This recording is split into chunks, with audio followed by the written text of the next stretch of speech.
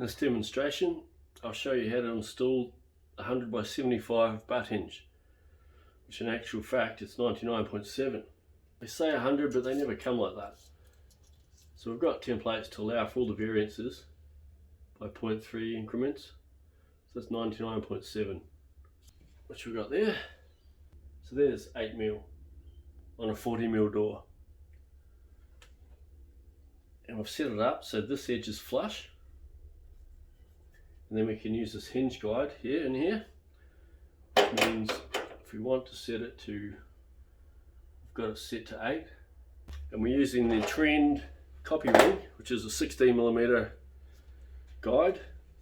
And the cutter we're using is also from Trend, with a center tip, and that's 12mm.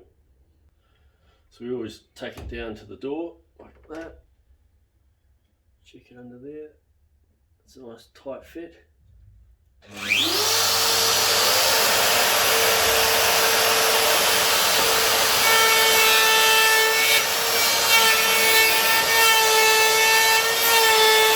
No dust whatsoever.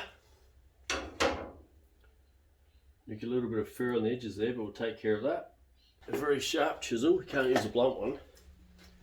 Just take it back like that. A circular motion.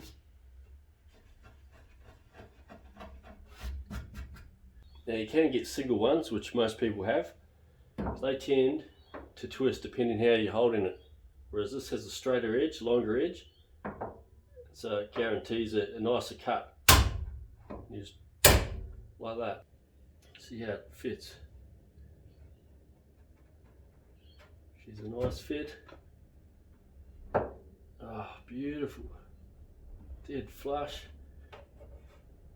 Now that's sexy. Now I want to show you that close up because a lot of people don't show their close ups. But I'm confident with this hinge jig.